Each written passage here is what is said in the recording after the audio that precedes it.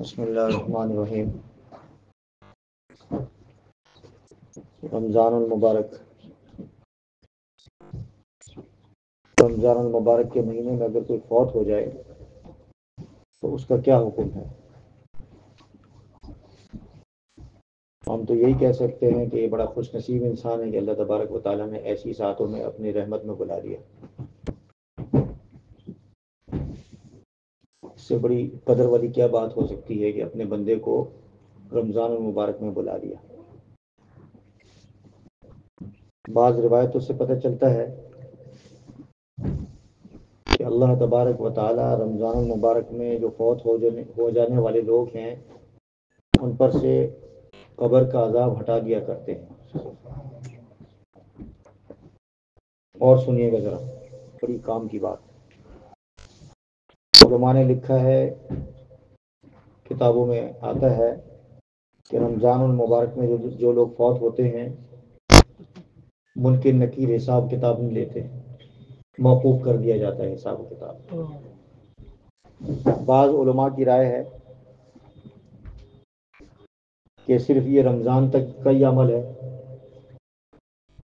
کہ بندے کو رمضان مبارک میں یہ اعزاز دیا جائے کہ تو رمضان مبارک میں اللہ کی رحمت میں آیا ہے تو اللہ کی رحمت بھی بڑی وسیع ہے۔ اور بعض علماء کی رائے یہ ہے کہ قیامت تک جب تک قبر میں پڑا رہے گا حساب و کتاب نہیں ہوگا رمضان المبارک میں فوت ہو جانے والا۔ اور علماء نے لکھا ہے کہ کبھی امکان یہ ہے کہ رمضان المبارک کی قدر کی رحمت کی وجہ سے، قدر کی وجہ سے، رحمت کی وجہ سے اللہ تبارک و تعالی قیامت کے دن بھی اسے حساب کتاب کرے۔ اللہ اکبر، اللہ۔ اب اندازہ کریں کہ اللہ رب العزت نے رمضان کو اتنا بڑا بنایا ہے کہ ایک عام قانون جو بنا ہوا ہے اس عام قانون سے ہم سب کو اللہ تبارک و تعالیٰ نے اس قانون کو ہمارے لیے بدل دیا کہ چلو جی تم رمضان المبارک کے مہینے میں آئے ہو میرے پاس، چلو جی قبر کا عذاب نہیں ہوگا۔ اور علماء نے یہاں تک یہ بات لکھی ہے کہ رمضان المبارک میں غیر مسلموں پر بھی قبر کا عذاب موقوف کر دیا جاتا ہے۔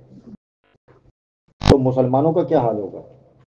کہ باقی جو اللہ کی مرضی، غیر ایمان والے بھی اگر رمضان میں آتے ہیں تو رمضان میں قانون اللہ تعالیٰ نے یہ بنایا ہے، تو کتنی بڑی بات ہے۔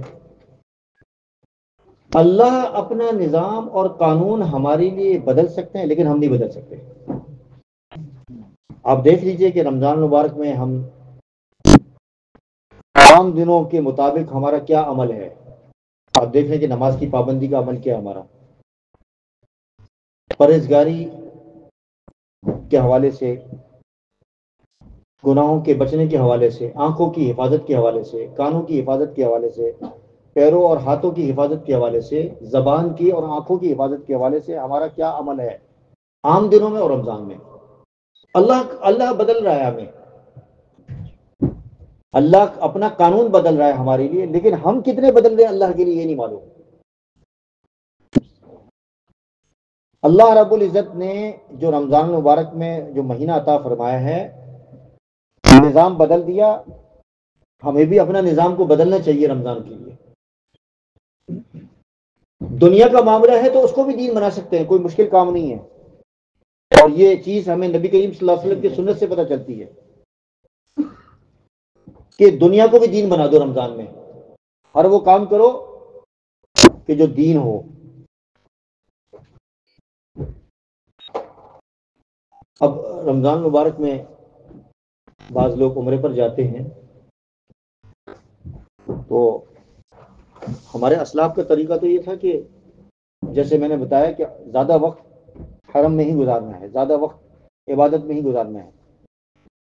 رمضان المبارک میں یہ حکم ہے کہ افطاریاں کرو بھی اور کرواؤ بھی، کوئی حرج نہیں ہے، ثواب ہے افطاریاں کرانا، غریبوں کو بھی امیروں کو بھی کوئی حرج نہیں ہے۔ لیکن رمضان میں عموماً افطاریاں جو ہے وہ افطار پارٹی میں بدل جاتی ہے، اس میں نماز بھی ہماری جاتی ہے، تراویح بھی جاتی ہے، لوگ نہیں پڑھتے تراویح، کھانے ضرور پہنچ جائیں گے کیونکہ وہ حضور صلی اللہ علیہ وسلم کی کہتے ہیں سنت ہے کہ جی پہنچنا ہے، دعوت دی ہے، حضور صلی اللہ علیہ وسلم کا حکم ہے کہ جی افطاریاں کرو اور کراؤ کوئی، تو حضور صلی اللہ علیہ وسلم کی سنت ہے، چلو یہ، لیکن نماز پڑھنا تو فرض ہے، تراویح پڑھنا تو حضور علیہ الصلوۃ والسلام کی سنت ہے، پوری زندگی حضور صحابہ نے پڑھی ہے، لیکن معمول نہیں ہے۔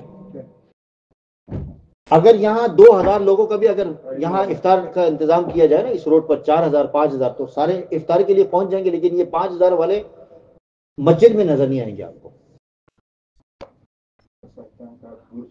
تو کوشش کریں کہ رمضان المبارک میں جو عام معمول ہے، ہمارے جو اسلاف کا طریقہ ہے، ٹھیک ہے افطار تو آپ گھر پہ بھی کر سکتے ہیں، کر لیے جا کے افطار کر کے آ گئے اپنے دوست کے یہاں، اس نے دعوت دی ہے، لیکن نماز کے وقت پہنچ جائے، نماز کا اہتمام کرے۔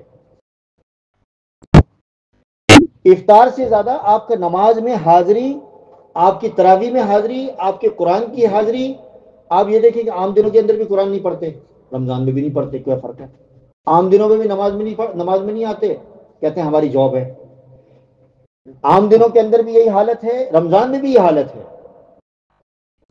ہم نے تو ایسے لوگوں کو دیکھا ہے، بزرگوں کو دیکھا ہے، ایسے لوگوں کو دیکھا ہے، پاکستان میں ایسے لوگوں کو دیکھا ہے کہ رمضان کے اندر بڑی بڑی مارکیٹیں ہوتی تھیں، انہوں نے کہا کہ رمضان میں ہم نے کام ہی نہیں کرنا، اپنے لوگوں کو دے دیا کہ چلو جی آپ کرو کام، آپ چلاؤ دکان، ہم مسجد کے حوالے، ہم قرآن کریم کے حوالے، ہم تراویح کے حوالے، ہم مکمل طور پر اللہ تعالیٰ کے سامنے سر تسلیم خم ہے کہ بس رمضان کے اندر اللہ تعالیٰ کے لیے بالکل وقف کر دیا۔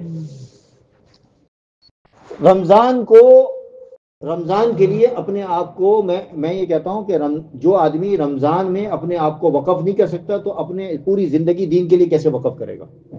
ایک مہینہ اللہ رب العزت مانگ رہا ہے کہ ایک مہینہ مجھے دے دو،